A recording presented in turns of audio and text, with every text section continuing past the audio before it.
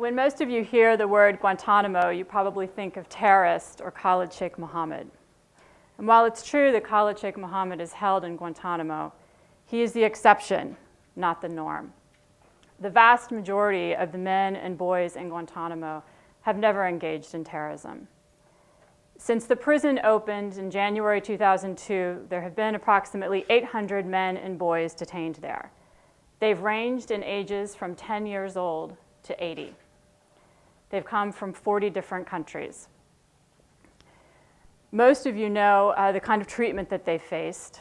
They've been subjected to sleep deprivation, to being shackled and held in stress positions for hours at a time. They have faced the psychological torture of indefinite detention and the uncertainty of their fate. And at this point, since 2002 to today, there are still 170 of those men imprisoned in Guantanamo, and 90 of them, 90, have been cleared by US authorities for release, but they remain stuck in Guantanamo because of diplomatic or political considerations, not because of any individualized concern that they may go out and do something. And in the very beginning when Guantanamo was open, military and intelligence authorities said that there were probably only 24 men in Guantanamo that posed a threat, and the rest of them should have never been there. I've worked with a number of men in Guantanamo who've been tortured, and they've been tortured by the confessions of the US government. These are not just simply claims that I've made. And I've also worked with men who faced inhumane treatment and have suffered tremendously. Many of the men who leave Guantanamo experience symptoms of post-traumatic stress syndrome after they go. And I've spoken widely about these experiences. I don't speak on behalf of my clients. They certainly have and do speak on their own behalves of their experiences at the hands of US personnel. But I've talked about my experience as a lawyer, working with them, going into a place where my own country has been engaging in human rights abuses. But today I want to give you a little bit of a different perspective on Guantanamo and talk about the humanity that I found there. And it was the last place, really, that I thought I would encounter the resilience of the human spirit and a sense of humanity shared among people. When we go in as attorneys for our visits, we are escorted through the base constantly. We have to travel. We stay housed on one end of the base while our clients are on another.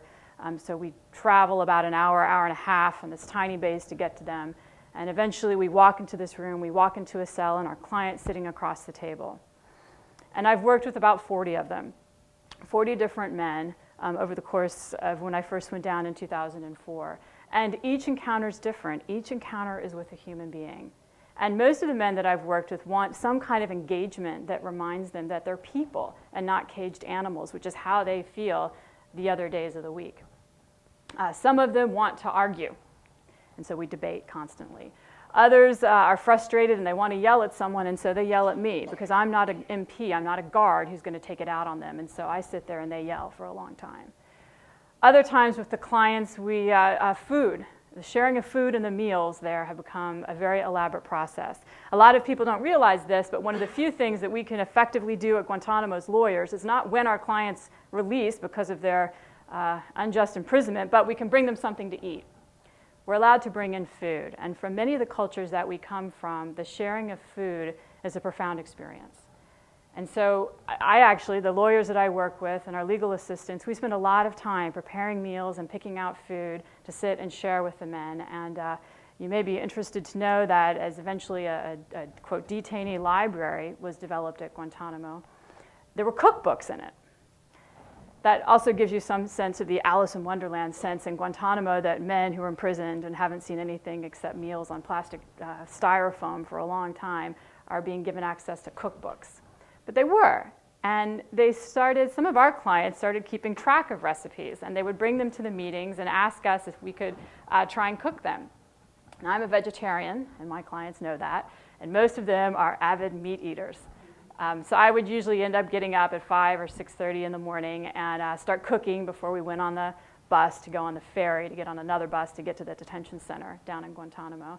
And I would usually have to go across the hall in the morning and knock on the door of a colleague to come and taste the food before I schlepped it all the way over there for someone to try and eat. So there were a lot of moments of connection that went on in Guantanamo. And probably one of the most profound that I saw, that I knew of, was a father and son who had been imprisoned in Guantanamo, and they'd been kept apart for years, and everyone knew about them. The son was 17 years old when they were picked up, and so he was kind of stopped at that point in his development, and now he was in his early 20s, and they were able to be released, but they needed asylum somewhere, and nowhere would take them. So here were these two individuals, a father and son, kept apart in Guantanamo, not allowed to meet, and it was causing the son a tremendous amount of stress and anxiety. And finally, through the work of one of my colleagues, a country agreed to take the son, but not the father. And through a great deal of work, a meeting was arranged for them to say hello and goodbye at Guantanamo. They were given 1 hour. They were permitted 2 hugs. They were allowed to embrace twice. And during the meeting, the guards would be standing around in the room. My colleague was able to go down and join them, and she could bring food so they could share a final meal together. Because once they were sent to another country, the men don't get travel papers, they're unable to travel, so they didn't know whether they would ever see each other again. But they weren't allowed to pass food to each other. They had to hand the food to the lawyer, and the lawyer would pass the food to the other one. So those are the parameters of the meeting, and the meeting occurred. And as they were eating their food and after they had their first embrace, they turned to the guards who were standing around the room, watching them, sharing this moment, and they offered them food. And I realized that I don't know if I, as a human being, would have that capacity to turn to my jailers after they had kept me apart from my father or apart from my son, and to offer them to share my food with me, but they did. My experiences in working with these men and connecting with them has helped me to understand that they are human beings and not just victims of torture. And as I go back into the United States and go in through the international community and start to think about how we deal with these problems, my thinking is influenced by my understanding of the men, not from what I read in the newspapers, but from what I've met of them in Guantanamo. There have been many books and articles written about how Guantanamo came about and how a global champion of human rights established an offshore prison, kept men imprisoned outside the rule of law, and began to engage in torture and inhumane treatment. And in fact, Guantanamo, in many ways, is only the tip of the iceberg. The United States created or maintained a whole system of secret prisons throughout the world and engaged in very aggressive interrogation practices after September 11th. And Guantanamo is just a small part of that. But I want to focus on one of those factors. Many of us have talked about the political reasons, the legal reasons, philosophical reasons why Guantanamo got created. But I want to focus on one today, and that is the breakdown of democracy in the United States. Guantanamo was allowed to be created because after September 11th, or one of the reasons why Guantanamo was created, is because after September 11th, people in the United States were frightened. And they began to act out of this fear and anger. They began to make decisions that came from stereotypes that dehumanized Arabs and Muslims. And so what you saw were citizens that didn't blink an eye when the men in Guantanamo were called terrorists. They didn't care when the United States said that they weren't engaging in abuses, that there was a justification for holding men outside the law in Guantanamo. They took the government's word without question that what was going on in Guantanamo complied with long-standing rules of law.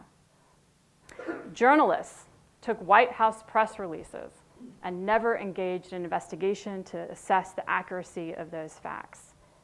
And because there was a media blackout in Guantanamo, and lawyers were prevented from going down there for years, and the men had no way of communicating with the outside world, there were a lot of myths that were established then about who was there and why they were there and what was being done. And today, we still suffer from the backlash from that. We have a democratically elected president in the United States who's starting to backtrack on his commitment to close Guantanamo. We have a popularly elected legislature that still today engages in debates about what should happen in Guantanamo, but uses inflammatory rhetoric that dehumanizes the men and isn't based on any actual reality there. And in fact, we have courts in the United States that have finally acknowledged directly their bias towards the men in Guantanamo. Earlier this month, in a relatively astounding opinion from my perspective as a lawyer, a judge in the Court of Appeals, the appellate court hearing the cases of the men's challenges to their detentions, stated in an opinion that men detained in Guantanamo would never really get a fair day in U.S. courts. And I'm paraphrasing here, but the judge said that because the men were detained in Guantanamo, that the risk if they were released that they might engage in terrorism is too great, that a judge in the United States could never let them go, could never be the person who signs off on a release order, even if there were no facts before that judge that would suggest the man would engage in terrorism. That is a complete reversal of US law. And for me, it tells me that we've gotten to a point where a political or policy solution isn't possible anymore in Guantanamo. We've moved beyond that. What we're seeing now in the United States and perhaps globally is a historical moment of legal and political failure. We're in an instance again, and it's happened before in history, when governments have begun to institutionalize the dehumanization of a group of people. And we've seen examples of this when First Nations peoples were murdered and their land was taken because they were savages, not people. We see it when Africans were sold into slavery because they were chattel and property, not people. We've seen it more recently when blacks were given a second-tier legal system because they were living in systems of apartheid or segregation. And we see it in the treatment of gays, lesbians, and bisexuals who are told that they are less deserving of legal protections. In moments like this, political discussion is not enough. Waiting for the government to do the right thing is not enough. It's been social movements led by engaged and informed citizens that have created a change, a cultural change, a change in society when people become recognized as human beings again, and there's a restoration of rights. I'm not saying at this point that simply sitting down with the men in Guantanamo and President Obama and a few UK parliamentarians and myself and all of us engaging in some discussion and singing Kumbaya is going to solve all the problems in the world. I'm not that naive, and that's not what I'm suggesting. But what I am saying is that those of us who are engaged in social movements, those of us who are striving for social justice need to be more sophisticated in our understanding of what tools we need to use. We need to recognize when it's too early for a political discussion, and that we need to engage in more grassroots organizing and grassroots work. I can't go in and talk to a government leader about what the solution is to detain people in Guantanamo if they don't realize that there are people in Guantanamo. And that's the dilemma that we face today. Now, some of you may be thinking, it's very interesting, I didn't know that there were 10-year-olds in Guantanamo. But what on earth does this have to do with my community here?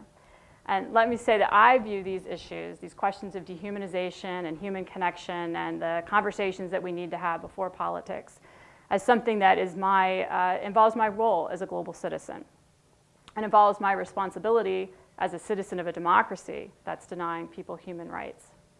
And although my work occurs in this surreal, unique, strange place called Guantanamo, there's nothing exceptional or special about what I do. What I do is the day-to-day engagement with people in my community. It's a regular job, however you define your community. Dehumanization occurs in all different kinds of places, and it can be challenged by all different kinds of people. We see it when in a primary school, classmates begin to pick on a child and call him a fag. And another classmate has the courage to speak up and stand up to the bullying. That's an example of resisting dehumanization. We see it when secular and religious leaders bring their communities together, different communities, and engage in common activities so that they can learn about one another across social barriers. And when that happens, it lays the foundation for a social movement that is involving a larger group of people, that breaks down those lines of dehumanization and can go to governments and hold them more accountable and lobby them much more effectively. We see it when people in smaller communities or throughout the world go on things like Facebook and blogs and learn about one another from different places and bring that back into their home communities. Those are laying the foundations for the kind of change that our world needs now. It's not the work of politicians, it's our work. And I'm certainly not going to leave the future of my children up to anyone sitting in a large office. For me, these issues are about our role as global citizens.